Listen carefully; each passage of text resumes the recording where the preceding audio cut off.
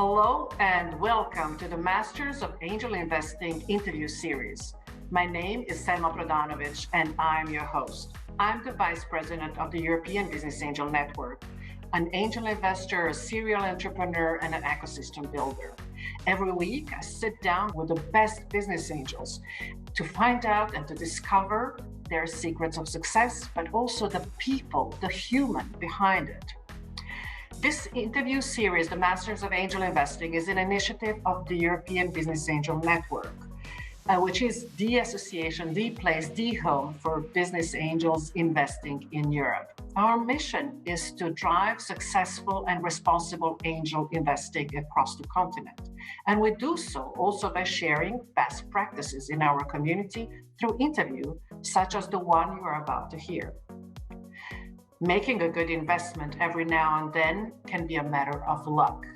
Building a great portfolio of startups and having fun while doing it is an art we want to share with you. Come and join me on this exciting journey. Hello and welcome to this EBAN interview series with the best business angels in investing in Europe. My name is Selma Prodanovic and I am your host. We are traveling across the continent and meeting amazing personalities. And today we are in Finland meeting Leena Niemisto.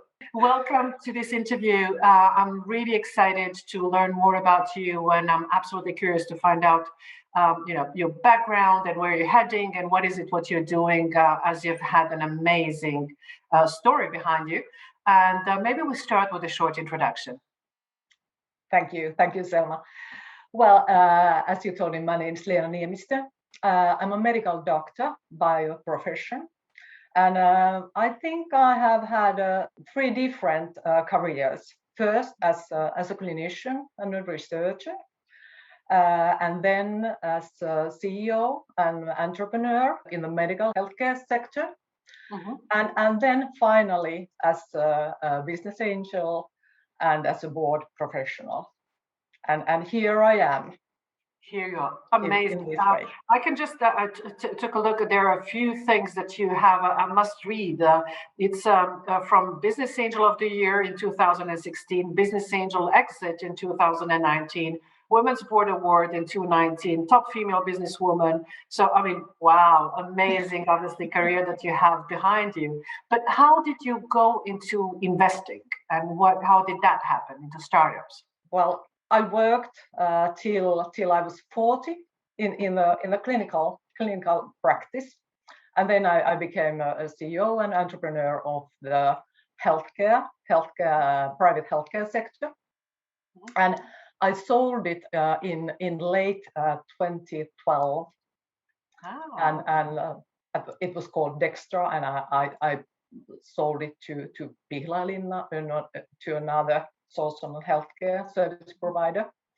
Oh. And actually I'm still in that way, so I still work as a vice chair of the board in this Pihlajalinna, and I'm still a serial entrepreneur in that company. Wonderful. But after my first exit, I made my first 3 investment right away in early 2013, and they all were into medtech companies, and I joined immediately their boards, and to get the picture how it is to be a business. It's a long path. So the first company that I made my investment was a company called Lymphatouch, and I still work as a chair of the board of that company. So there are long paths. Okay. Yeah. Wonderful, but that means that it was a successful investment. Obviously, they are still around and successful. Yeah, but it's successful in that way that it's still alive, but it's longer. It's so often when you are in the health tech sector, the pathways are longer than you expect. Yeah, it's always longer and costs more, isn't it? Yeah, exactly. Yeah. But so basically, I would be interested to know, how did you choose and how did you go into that first investment? So if you can maybe remember, how was it? Was it by coincidence that you ended up investing there, or was it really strategically you thought, okay, now I want to implement this, or how did that happen? Yeah, I think to become a business angel and to make a first investments, it's, for me, it was really by accident. So it was my friends and acquaintances that I rely on to contact, and they already were investors in that company, and as they were in the area that I really have passion to. There's of course health tech companies that have innovations to help people and to help carry the cost level of health tech companies to which is huge. Well, yeah, that is huge. Yeah, of course. So it helped you that you were surrounded with people who were angel investors already, and they kind of picked you up, or you went along with them. Exactly. That's how it happened. Yeah, that's it. And also, well, as I made my first exit, well, that was a big news in Finland. So all also the founders contacted me after that. A lot of founders, of course. Yeah. So of course. So it happened. Yeah. And now looking back, so that means that the first one was not really planned, and now you've had a portfolio of startups that you're invested into. How has your process changed, or your strategy changed in the last 7-8 years since you've started investing? Well, I'm not really sure if it has changed that much. Think of what I'm investing in. It started in, well, medtech, health tech companies, and in these, during these 8 years, I have also invested in other fields, clean tech, green tech, circular companies. But I think I have returned to health tech. So I've made a round, and I think I have come to the starting point. Exactly. So it was important to try and see other. Yeah. And I still do, because I want to make impact, a great impact, whether if it is to healthcare or other sustainable solutions. But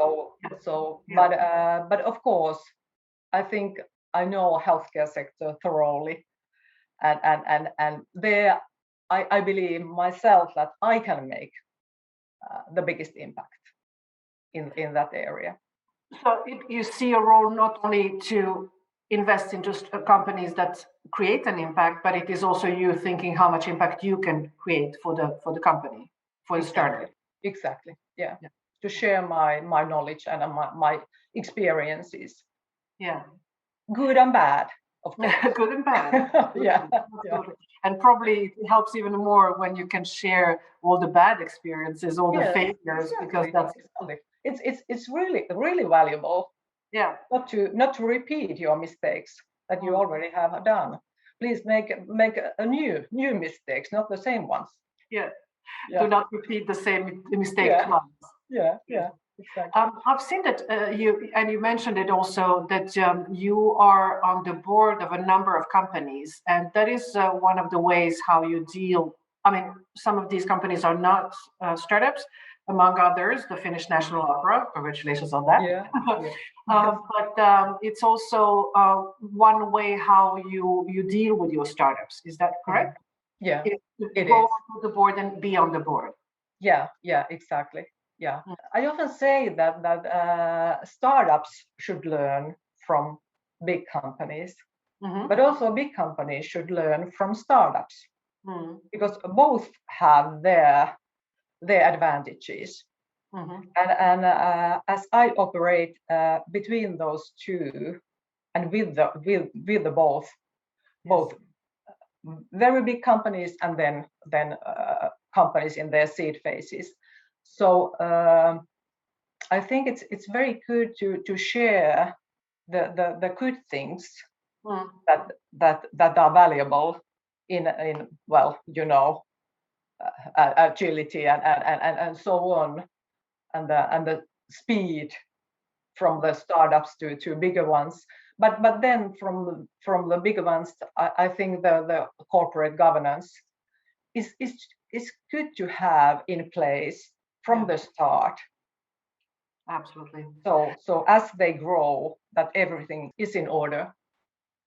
But that's a very important point you're mentioning. This is especially important when it comes to next stage fundraising, right? Exactly. Better the set up, the easier it will be to get the next round. Yeah. Small things, but for instance, that the language should be from the very beginning. It should be English, not Finnish. Right. Because then you don't have to translate it in afterwards, which is very cumbersome. Yeah. So small things that you have all the documents in place. So it's so much easier and make confidence to new investors as well. Very good, very interesting view on the things. How can you just tell us one of example, for example, of your investments when you came into the startup and what stage they were and how did you decide on your investment? Just to see on an example. They are usually seed phase or startup phase, or sometimes pre-seed or sometimes from the beginning. Yes. Okay. So if I choose one good example, that was not a really health tech company. Okay. It was a team, a very experienced team that had worked all their working career in IT and software business area, and they contacted me because they wanted to build a company using process robotic automation, and they planned that it would serve mainly healthcare sector, because there's a really lot to do with automating processes. And I came along from the very beginning, and that was autumn 2015. It was only after 5 years that we got our first and really huge agreement in healthcare sector. We did a successful story in financial sector and very many other sectors. And now we are a company with 25 million revenue, and are working with the biggest public district hospital in Finland, with an agreement with 9 million euros. So that's one good example, and I jumped into the board in the very beginning. We have only had the founders, me, and two VCs working in the company and as a shareholders. So I am the sole business angel in that company. But there are so many different stories. That is the, well, I think maybe the best example. But then there's a lot of other stories, of course. We were just talking. It's about I mean, very often business angels also see their startup as their babies, as their children, that they are growing and being. That's our role, is to help them grow Yeah, and of course. Yeah. become mature companies or mature adults at the end of the day. So. Oh yeah. But you have to think that you have to always think who is the best owner to each phase of the company. That's how I try to figure it out. So who's the best owner? That's a good one. Yeah. Who can best contribute to the success in each phase of the company. And so that's why you can't, of course they are your babies, but still you can't fall in love too deeply. Well, it's like as with your children. You love them and they are your whole life, but then you have to separate in somehow. To let them go. Yeah, to let them go. Yeah, let them go their own way. Yeah. You said interestingly that when you joined that one startup, it was you and two VCs, but you're also part of EBAN, and I was just wondering how much is the network of importance to you when you're on development? How often do you invest with other business angels? Do you take the lead, or rather go with somebody together? Well, I think each way. So I don't have a one regular standard way to invest, and I don't have a regular syndicate to invest with, of business angels to invest with. So I do always my own decisions, but I'm very careful to see who I am co-investing with, and who are already investors and shareholders in that company. So of course it happens that there are same business angels in several companies, but it is not the main reason to invest in that company. I think that still the biggest thing is the founder and operating team, but you can't underestimate the importance of the cap table and the other investors as well. You pointed a very interesting and important point, is the cap table and who the other investors are. Yeah. Very, very interesting. This is something that most business angels, especially at the beginning, do not consider. Exactly. And maybe, what is your experience there? What is it what you look at? Maybe you can give us a little bit of your experience, share your experience there. I think that the ideal situation is that the investors could complement the know-how of the company. Yeah. So that they would have know-how and capabilities that are lacking in the operating team. That is the most important thing. Yeah.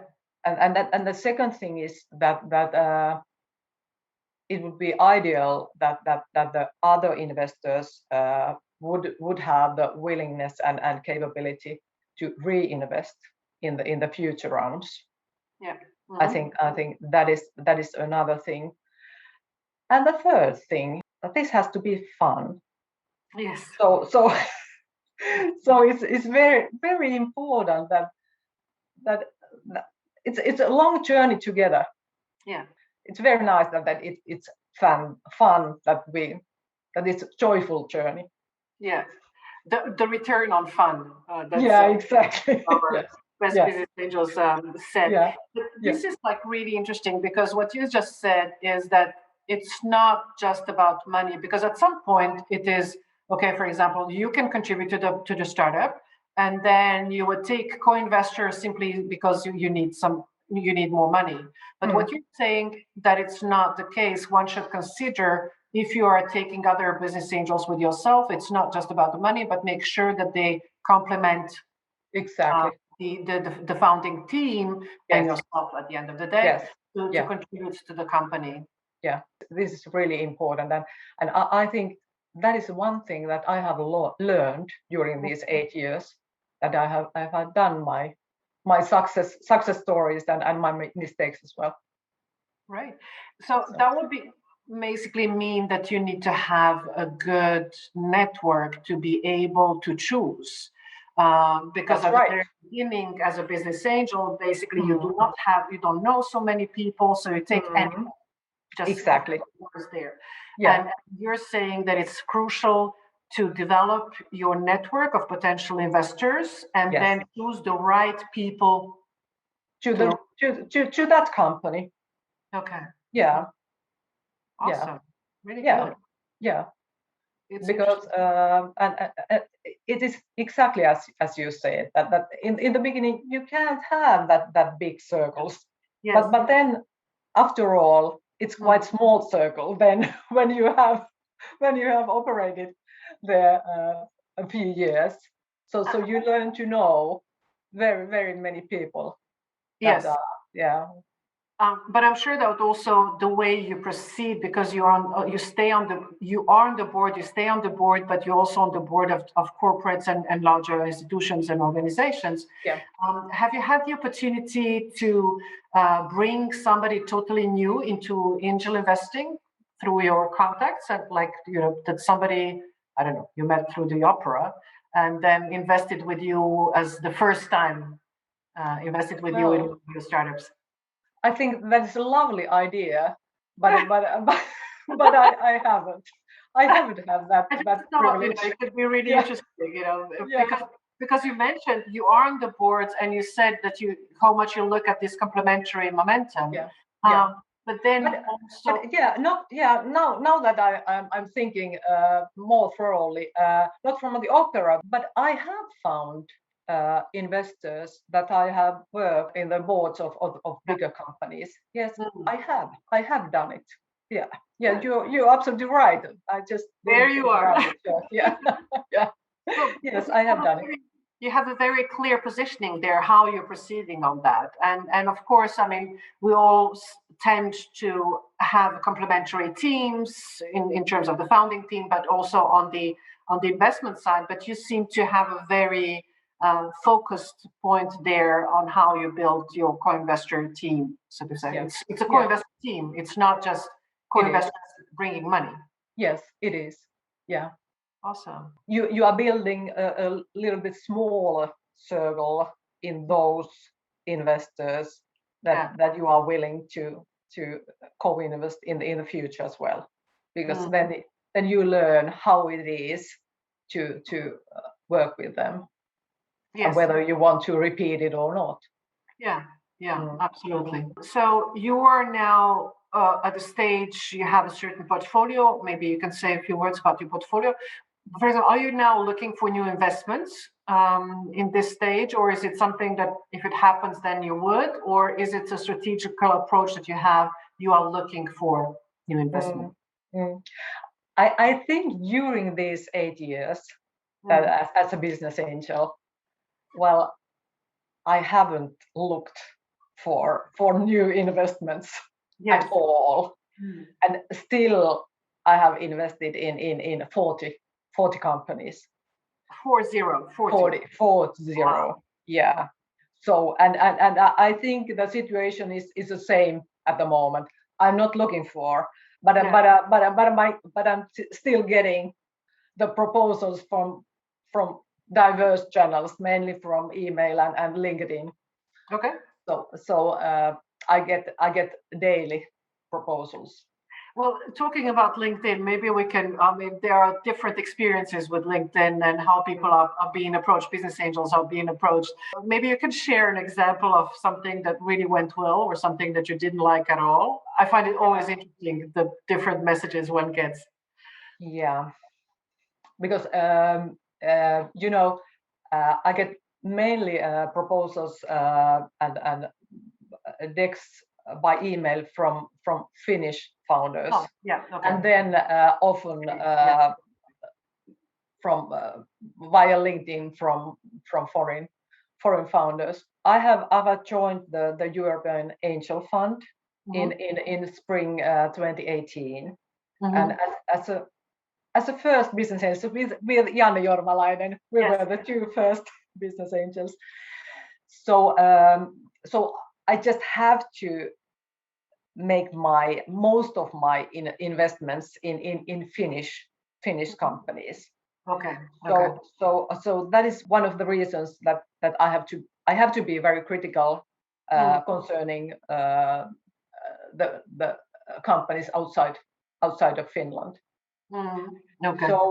So I have chosen, well, maybe a couple of companies via LinkedIn, but mostly they come directly to Okay. me, or then there is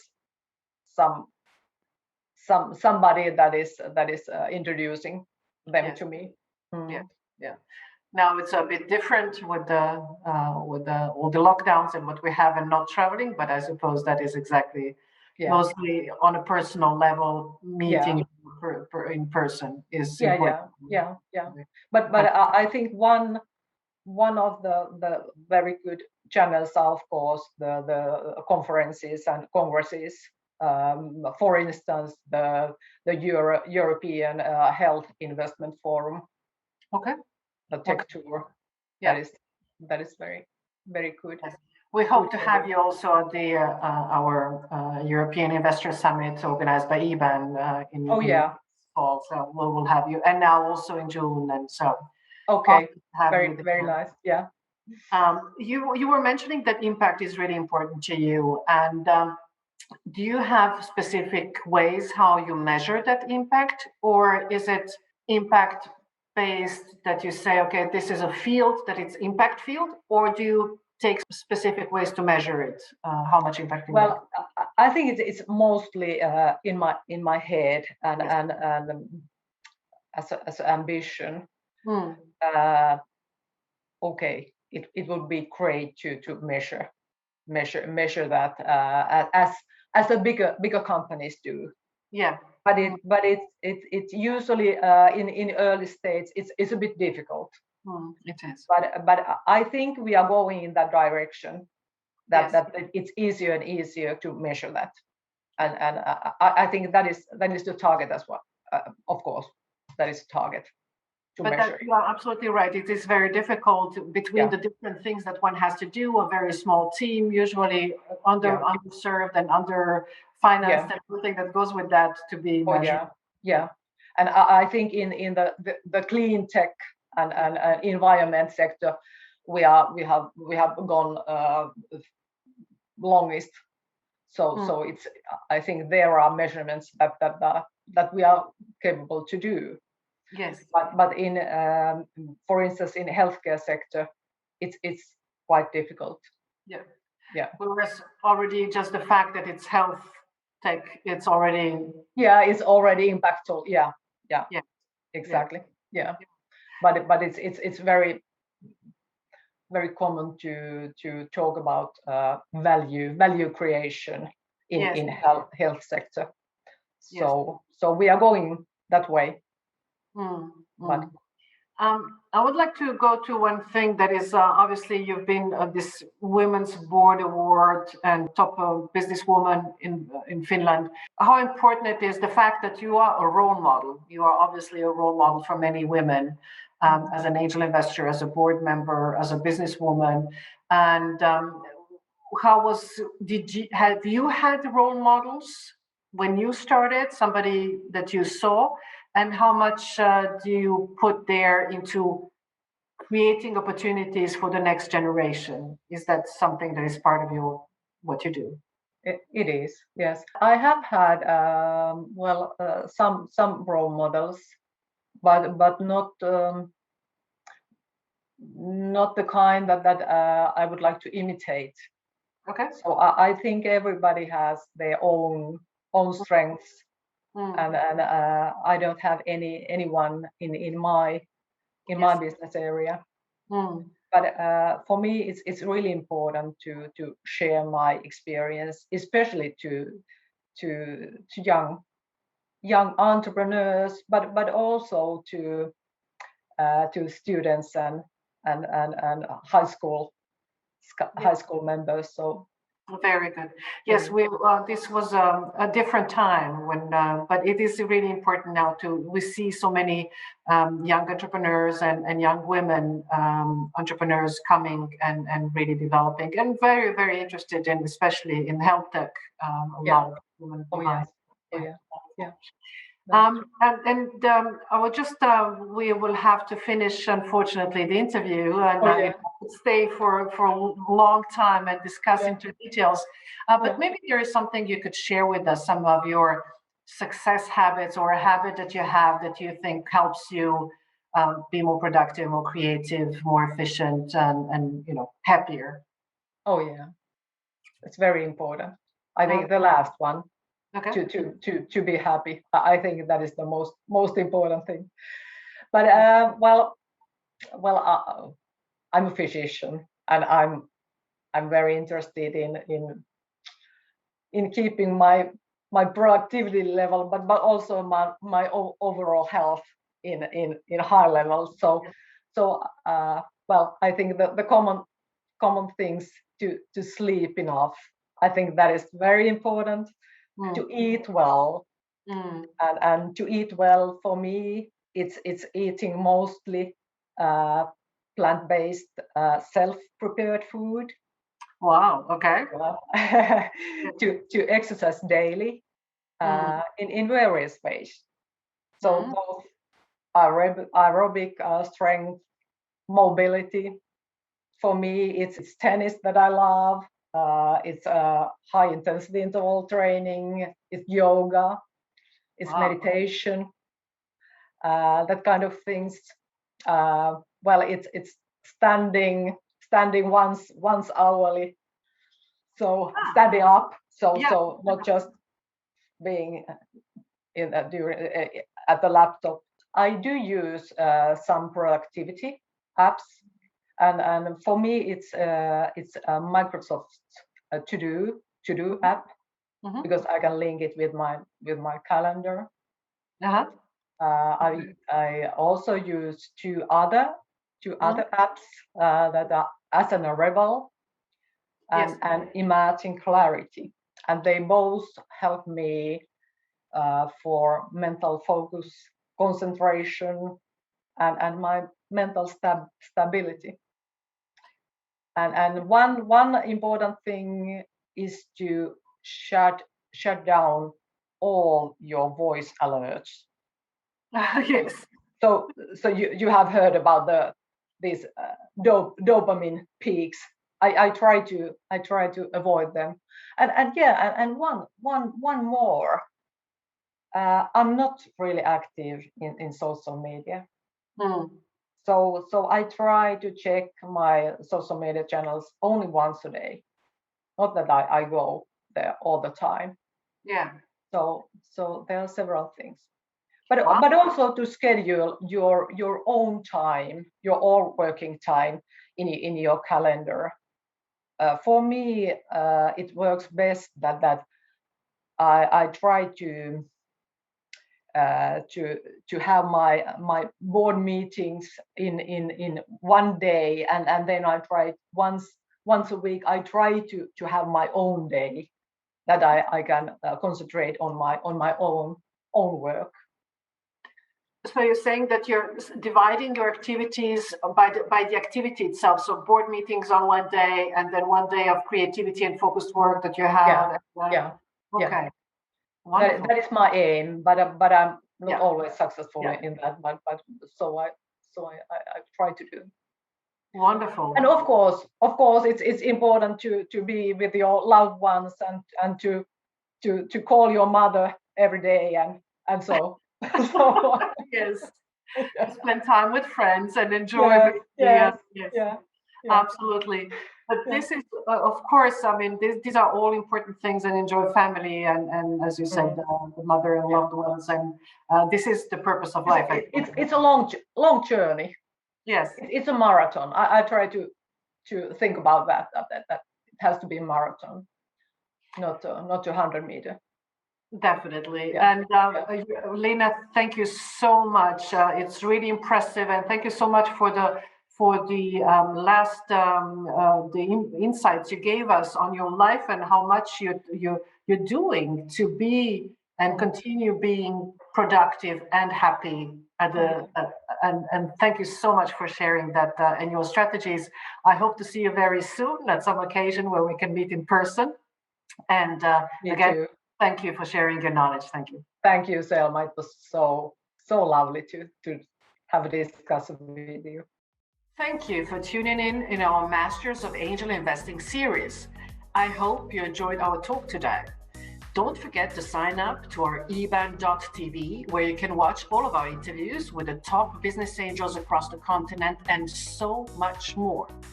And if you want to be part of a global community of like-minded investors, EBAN is definitely the place for you.